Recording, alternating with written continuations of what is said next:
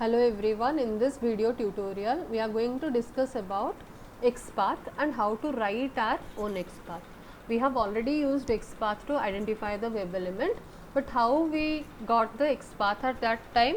We copied the XPath. We copied the XPath from the developer tool after inspecting the web element, which was quite easy, but in real time which is not feasible. We are not using that copying thing. Fine. So what exactly is the best practice to capture the XPath? When we will write our own XPath. To write our own XPath, we have some different strategies. So XPath is known as XML path. XPath is a syntax or language which is used to find the element in the web page. To write our own XPath, we have a syntax. So to understand the syntax, let us understand in this way. We should start with double slash forwarded by tag name square bracket @ attribute equal to value. Fine. So let us understand what is tag name, what is attribute and what is value. To understand it properly, let us use any web page, let us say Google page. So I am in Google search page, and here let us talk about the search box. Search box is one of the web element in the whole page. Now I need to identify it. How can I identify? First of all, I need to inspect the element. Once we inspect the element, we will get the highlighted text what we already used, but here what we did previously, we right clicked again and we copied the XPath from here. Now onwards we are not going to copy the XPath. So what we need to do is we need to write our own XPath. The syntax is given over here: double slash tag name square bracket @ attribute equal to value. So let us identify what is tag name, what is attribute and what is value.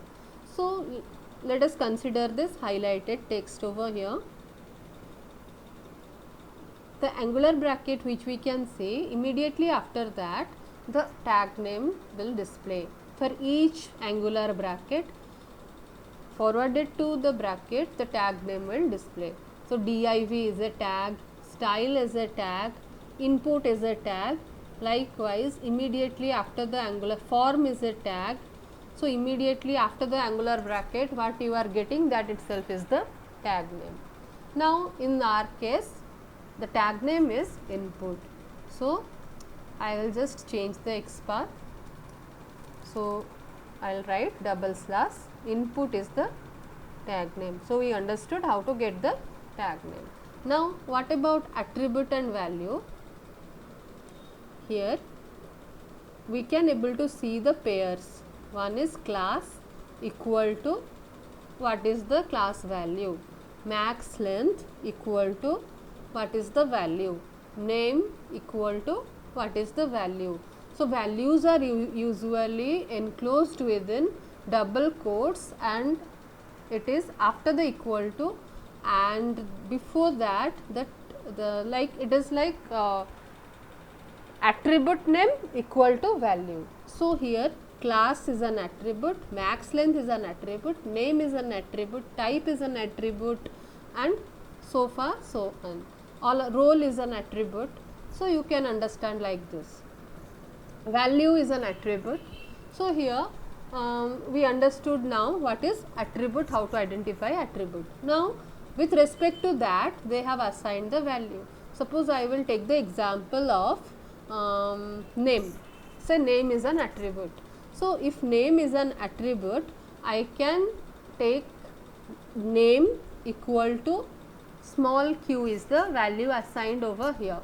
How can I use the attribute and value while writing the XPath?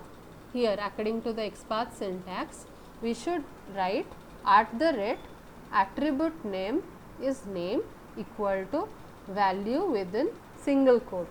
But the thing is that when you will inspect the element, the values are within double quotes. But here, if you are writing the XPath, the value should be within single quote. If you will put double quotes over here, it will throw it will not identify the element, fine. So, that X path itself will be wrong. Okay. So, now this is what the X path which we wrote after understanding the syntax and analyzing the inspect element content. So, now let us test whether the X path which we wrote is correct or not. How can we test? Let me copy the same thing. Let me put it in search HTML and let us select it and enter. What if I will do like this? Let me just yeah. So, let us select it again, let us enter. So, it is highlighting the web element and you can able to see one of again I will do for you. See, I am selecting and I am clicking on enter. Here I can able to see one of one means one element is present for this particular X path. So, for this particular X path, this is what the web element, for this web element this X path has been assigned. So, this X path which we wrote over here is correct. So, the tool is telling, the developer tool itself is telling the X path is correct. Now, let us use it in our script just to reconfirm whatever X path we wrote over here is correct. For that reason, we need to create one class, let us say Google search test, and let us say it is an public class. Let me copy the standard template code, these 2 lines,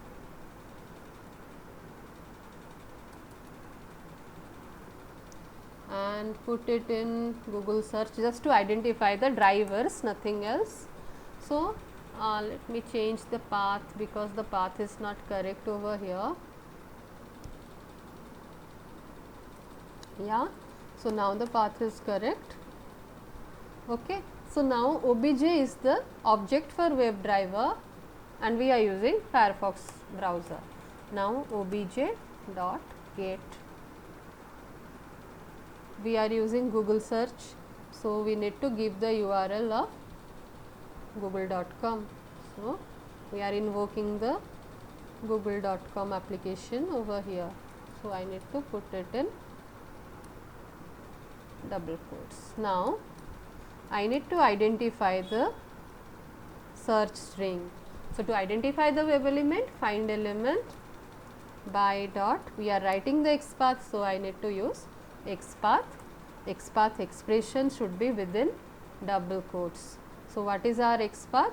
Here I will take the X path which we wrote is correct according to the developer tool. Now, I need to put the same X path over here. Now, what I need to search, that test data we can provide by using send keys. Let us say test automation using Selenium. This is my search string. Now, I am trying to provide the test data by using send keys. That means, if the X path will work properly, it will open, it will identify the search box and it will send the test data whatever we are providing from the script using send keys method. So, now to reconfirm whether it is correct or not, let me execute the code. It is taking little time.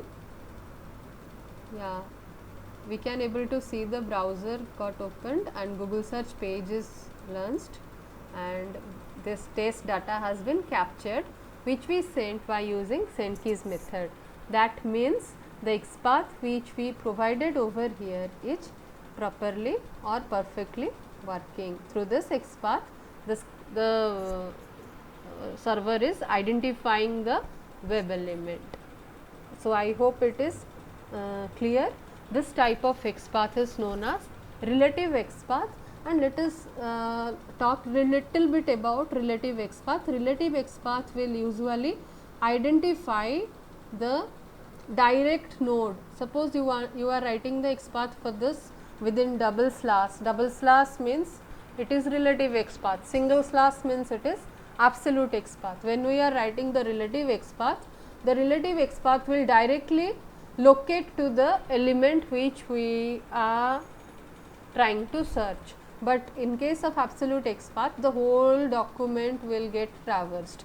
So, we will just learn what is absolute XPath maybe in upcoming videos. I hope relative XPath is clear, basics of writing XPath is clear, and the syntax of writing relative XPath is clear.